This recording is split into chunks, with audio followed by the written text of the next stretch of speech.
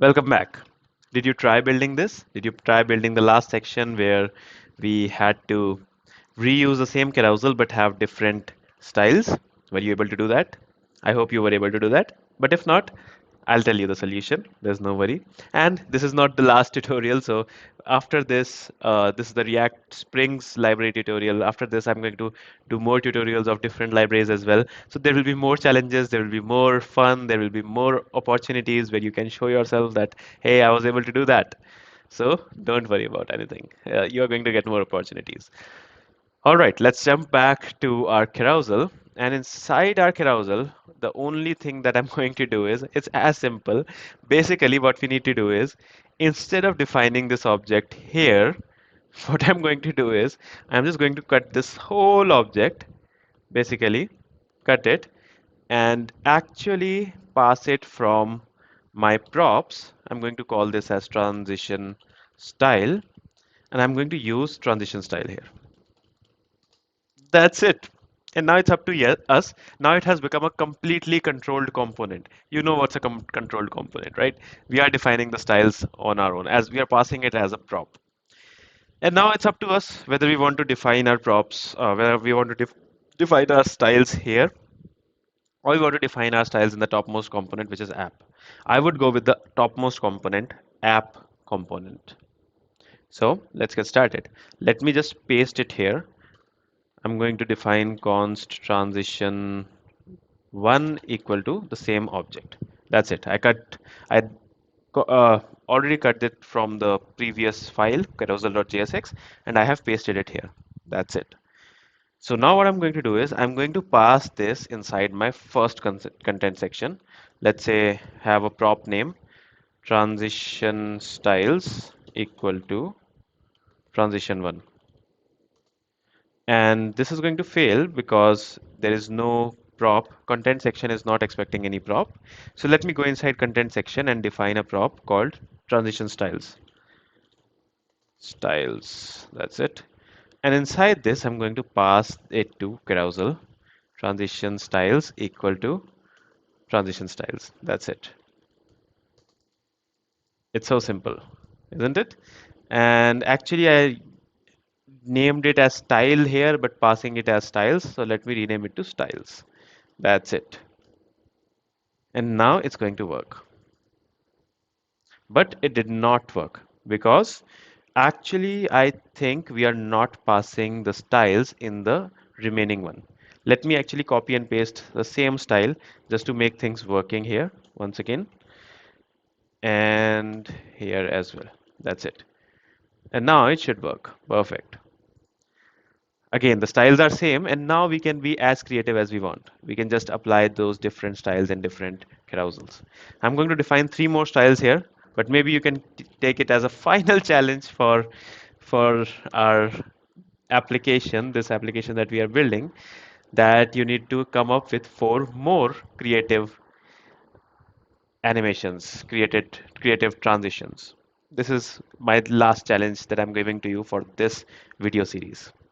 Cool. So transition 2, let me jump back. Let me see what was the transition here. So in here, the transition was zoom in. Okay. So I'm going to use the property scale. Transform. I'm going to put scale of 0. Basically, it's going to go from 0 size, absolutely 0 size, to its original size, scale of 1. And while exiting, it's going to go to scale of 0 once again. Now I'm going to use this transition 2 and put it inside the second carousel. See, it goes to 0 and 1, 0 and 1. It zooms in. Perfect. Now let's jump to our third transition. Transition 3 equal to, and let me actually paste it. Okay, yeah. Let me actually copy and paste it, the whole thing here. Now here what I'm going to do is I'm actually going to, let's see what was the style. So if you see this style, this specific style, it's actually rotating around x-axis. So what I'm going to do is I'm just going to put a rotate x of 180 degree and 0 degree and minus 180 degree. That's it.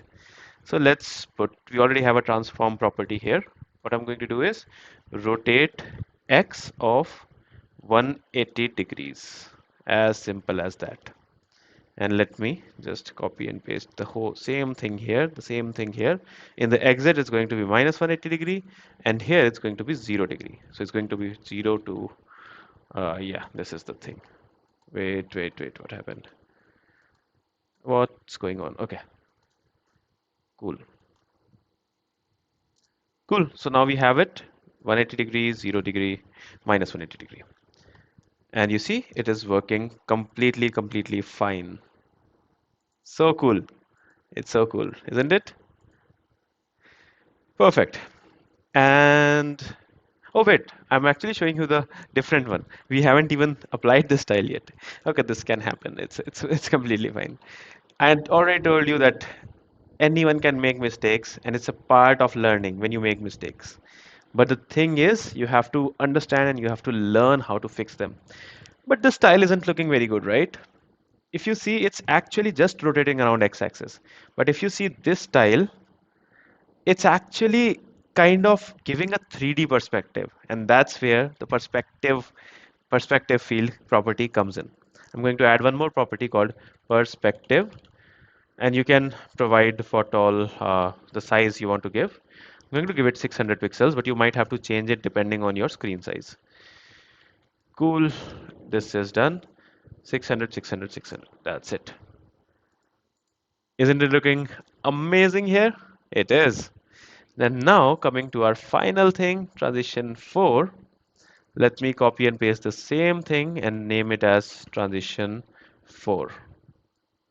And here, if you see, it's actually rotating around center point. That is the simplest style ever. Basically, instead of doing rotate X, we just have to do rotate. And we have to start from minus 180 degree, go to 0 and uh, 0 degree. And then finally, we have to go to 180 degree once again, which will make a complete circle. Perfect. We have it here. And